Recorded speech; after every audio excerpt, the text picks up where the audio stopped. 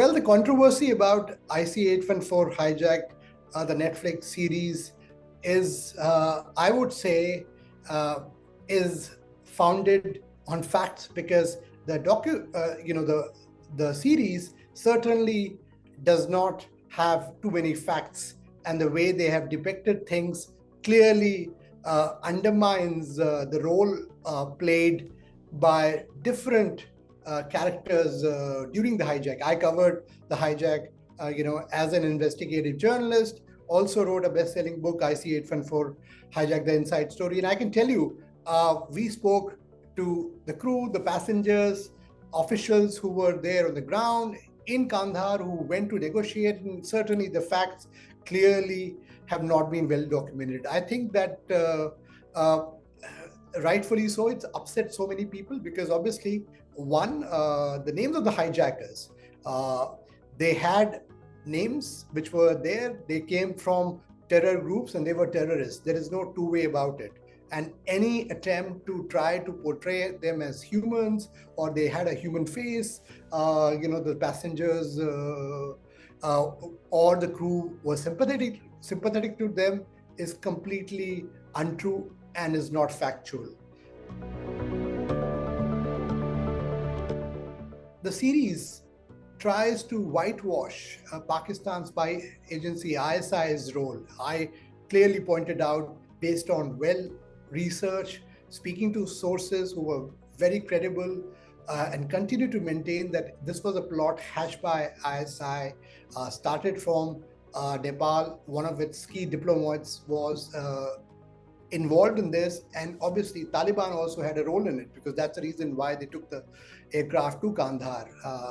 And clearly they were facilitated, and obviously after they were released, they were in some ways they celebrated the fact that the Indian government had to bow down and release three dreaded terrorists.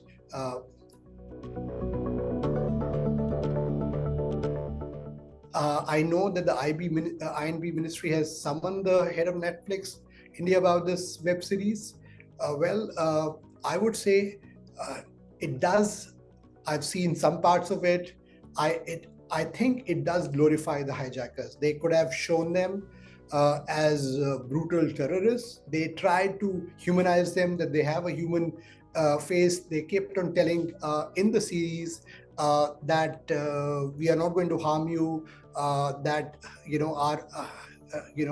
are not opposed to you, something like that. I think this is completely untrue, speaking to a lot of passengers, and also I would say undermines the pain and the trauma that these passengers, the crew members went through, and the difficult decision that the government of the day and the officials had on securing the release of these hostages. So I would say that, if you ask me, this has been done in a very shoddy manner. Even the the scenes that have been shot, the depiction of the aircraft.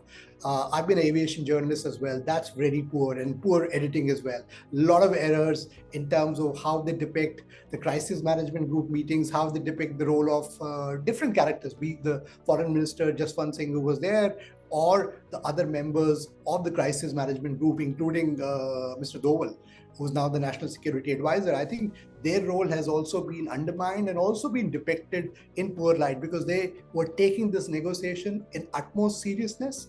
There was no flimsy behavior, also because there was lives at stake and India's prestige was at stake. So I think this is something which has come out in a very negative light, and I hope corrective measures will be taken, because this is not only showing hijackers as glorifying them, also undermining the role played by Pakistan, which has been the main culprit behind it, and the Islamic terrorism, because that's the backbone of this entire thing. So I would say that this has been a setback of sorts.